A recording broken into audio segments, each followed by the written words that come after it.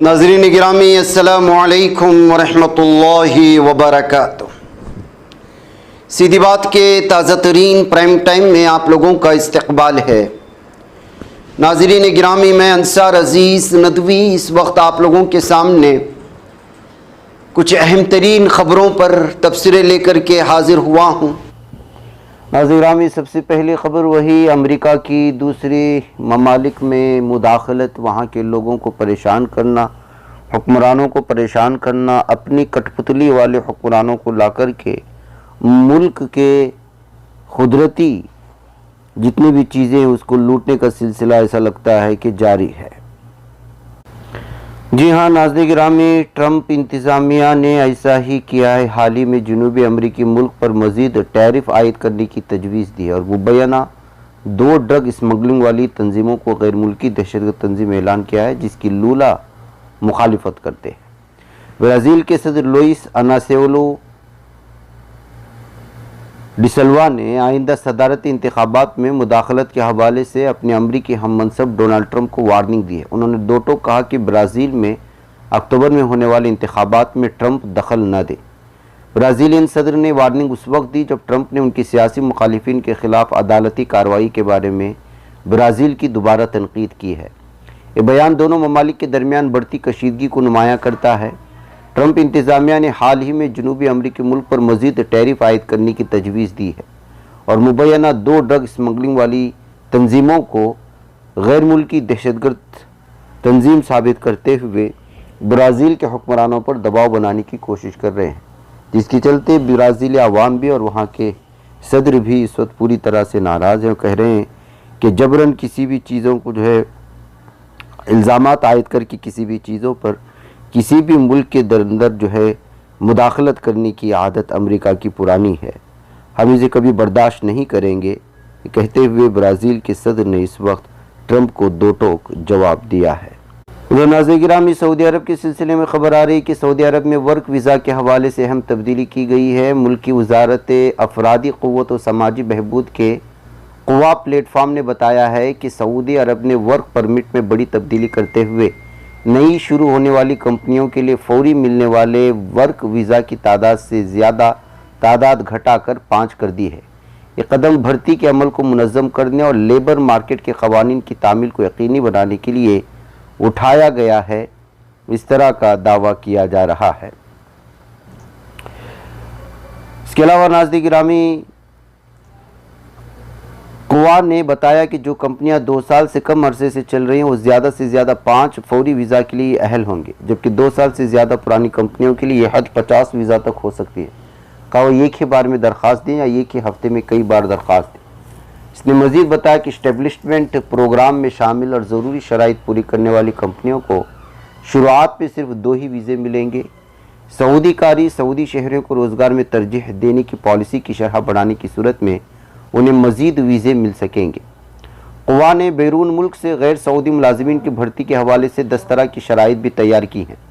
ان 10 شرائط میں شامل ہے کہ بزنس کا اسٹیٹس ایکٹیو ہونے کے ساتھ ساتھ ملازمین کے پاس جائز ورک پرمٹ اور جائز کمرشل رجسٹریشن بھی ہونا چاہیے۔ اس کے علاوہ میڈیم گرین کیٹیگری یا اس سے اوپر کی کیٹیگری میں رہ کر سعودیائزیشن کی شرائط پوری کرنی ہوگی۔ ساتھ ہی ویج پروٹیکشن سسٹم یعنی اجرت کے تحفظ کے نظام ویج پروٹیکشن سسٹم پر عمل کرنا ہوگا۔ آبشر یا مقیم جیسے سرکاری پلیٹ فارمز پر کافی بیلنس برقرار رکھنا بھی لازمی ہوگا۔ ادھر ایک بار پھر ایسا لگتا ہے کہ بھارت امریکہ سے ناراض ہوا ہے، امریکہ کے صدر ڈونلڈ ٹرمپ کی انتظامیہ سے۔ امریکہ کے صدر ڈونلڈ ٹرمپ اور ان کی انتظامیہ لگاتار کچھ نہ کچھ کرتی ہی رہتی۔ اس فہرست میں کچھ نئی چیزیں شامل کی گئیں۔ ٹرمپ انتظامیہ نے محکمہ دفاع کا نام بدل کر ڈپارٹمنٹ آف وار کرنے کا فیصلہ کر لیا ہے اور اسی طرح انڈو پیسیفک کمانڈ کی جگہ یو ایس پیسیفک کمانڈ یعنی USPACOM کر دیا ہے۔ امریکہ کی جانب سے نام سے انڈو لفظ حذف کیے جانے پر کانگریس نے مودی حکومت کو نشانہ بنایا۔ کانگریس نے وزیر اعظم مودی اور مرکزی حکومت پر طنز کستے ہوئے کہا کہ پھر ایک نیا دن اور امریکہ کی جانب سے ہندوستان کی ایک اور توہین، یہی تو سمجھوتہ کرنے والا وزیر اعظم نریندر مودی کی دین ہے۔ امریکہ نے بدھ کے روز اپنے سب سے پرانے کمانڈ US پیسیفک کمانڈ کے نام کو بحال کر دیا ہے۔ اس سے قبل سال 2018 میں اس کمانڈ کا نام بدل کر US انڈو اسپیسیفک کمانڈ کر دیا گیا تھا، لیکن اب اس میں سے انڈو ہٹا دیا گیا۔ امریکہ کی اس فیصلے کو ہندوستان کی اہمیت اور شبیہ پر بڑا حملہ مانا جا رہا ہے۔ ناظرین گرامی، ایسا لگتا ہے کہ ٹرمپ کا یو ٹرن ایک بار پھر لیا ہے۔ ایران کے پاس موجود میزائل ذخیرے کو ختم کرنے کی دھمکیاں دینے والے امریکی صدر ڈونلڈ ٹرمپ اب اپنی بات سے پلٹ گئے ہیں۔ ان کا ماننا ہے کہ ایران کو کچھ بیلسٹک میزائلیں رکھنے کی اجازت دی جا سکتی ہے۔ G7 چوٹی کانفرنس کے دوران فرانس میں ٹرمپ نے اس بات کا دفاع کیا۔ انہوں نے کہا کہ اگر دوسرے ممالک کے پاس میزائلیں ہیں تو ایران کو بھی کچھ رکھنے کی اجازت ملنی چاہیے۔ ٹرمپ نے واضح کیا کہ میزائلیں کوئی بڑا مسئلہ نہیں ہے، کیونکہ وہ صرف ایک جگہ کو نشانہ بنا کر نقصان پہنچا سکتی ہیں، لیکن جوہری اسلحہ پورے کرۂ ارض کو تباہ کر سکتے۔ انہوں نے سعودی عرب اور قطر جیسے ممالک کی مثال دی جن کے پاس میزائلیں ہیں۔ ٹرمپ کا کہنا ہے کہ ایران کو بھی متناسب تعداد میں میزائلیں رکھنے کی اجازت کی چھوٹ ملنی چاہیے۔ اس بیان سے امریکی پالیسی میں تبدیلی کے اشارے مل رہے، کیونکہ پہلے ایران کے میزائل پروگرام کو پوری طرح ختم کرنے پر زور دیا جاتا رہا تھا۔ 28 فروری کو امریکہ اور اسرائیل نے ایران کے خلاف فوجی کارروائی بھی اسی لیے شروع کی تھی۔ ناظرین گرامی، ادھر مسجد اقصی جو مسلمانوں کا قبلہ اول اور دنیا کا تیسرا مقدس ترین مقام ہے، ایک بار پھر اسرائیلی ظالم صہیونی درندوں کی وجہ سے عالمی توجہ کا مرکز بن گیا ہے۔ بین الاقوامی ذرائع ابلاغ اور فلسطینی حکام نے خبردار کیا ہے کہ اسرائیل کے بعض انتہا پسند سیاسی حلقے اور دائیں بازو کے رہنما مسجد اقصی کی تاریخی و قانونی حیثیت کو تبدیل کرنے کی کوششوں میں مصروف ہیں، جس سے پورے خطے میں نئی کشیدگی جنم لے سکتی ہے۔ رپورٹس کے مطابق بعض اسرائیلی حلقے مسجد اقصی کے احاطے کو باضابطہ طور پر کثیر المذاہب عبادت گاہ قرار دینے کی تجویز پر غور کر رہے ہیں۔ ناقدین کا کہنا ہے کہ اقدام اس تاریخی سٹیٹس کے خلاف ہوگا جس کے تحت مسجد اقصی کا انتظام و انصرام اردن کے زیر نگرانی اسلامی وقف کے پاس ہے اور غیر مسلم افراد کو صرف زیارت کی اجازت ہے، عبادت کی نہیں۔ حالیہ دنوں میں اسرائیلی انتہا پسند رہنما موشے فیگلن نے مسجد اقصی کے احاطے میں داخل ہو کر مذہبی نغمے گائے، وہاں یہودی عبادت گاہ تعمیر کرنے کی حمایت کی۔ اسی طرح اسرائیلی قومی سلامتی کے وزیر ایتمار بن گویر بھی متعدد بار مسجد اقصی کا دورہ کر چکے ہیں، جہاں ان کی موجودگی نے فلسطینی اور مسلم دنیا میں شدید رد عمل پیدا کیا۔ فلسطینی حکام کا کہنا ہے کہ مسجد اقصی کی حیثیت تبدیل کرنے کی کسی بھی کوشش کو مسلمانوں کے مذہبی جذبات پر حملہ تصور کیا جائے گا۔ اسلامی وقف کونسل کے نائب سربراہ ڈاکٹر مصطفیٰ ابو سوئی نے خبردار کیا ہے کہ اگر مسجد اقصی کے موجودہ انتظام میں مداخلت کی گئی تو اس کے نتائج نہ صرف فلسطین بلکہ پورے مشرق وسطیٰ کے امن کے لیے خطرناک ثابت ہو سکتے ہیں۔ ادھر مقبوضہ مغربی کنارے میں اسرائیلی آبادکاروں کی جانب سے فلسطینی مساجد کو نشانہ بنانے کے واقعات بھی سامنے آئے۔ رام اللہ کے قریب واقع گاؤں جلجلیہ میں ایک مسجد کو آگ لگا دی گئی، جبکہ دیواروں پر اشتعال انگیز عبرانی نعرے تحریر کیے گئے۔ فلسطینی حکام نے ان واقعات کو مذہبی اشتعال انگیزی اور مسلمانوں کے مقدسات کے خلاف منظم مہم قرار دیا ہے۔ سیاسی مبصرین کے مطابق مسجد اقصی صرف ایک مذہبی مقام نہیں بلکہ فلسطینی شناخت، تاریخ اور خود مختاری کی علامت بھی ہے۔ اس لیے اس کی حیثیت میں کسی بھی تبدیلی کی کوشش پورے خطے میں بڑے سیاسی اور مذہبی بحران کو جنم دے سکتی ہے۔ ناظرین گرامی، جنوبی لبنان میں قابض ظالم صہیونی درندوں کی فوج کو نشانہ بنانے والے حملوں میں ایک اسرائیلی فوجی جہنم واصل ہو چکا ہے اور 10 دیگر زخمی ہوئے ہیں۔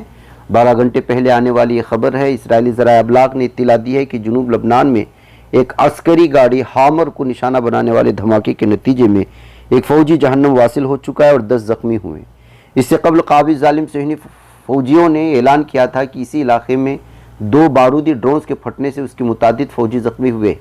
اسرائیلی آرمی ریڈیو نے بتایا کہ جنوبی لبنان کے علاقے تبنین میں گواتی بریگیڈ سے وابستہ ایک فورس کو دوہرے گھات کا سامنا کرنا پڑا۔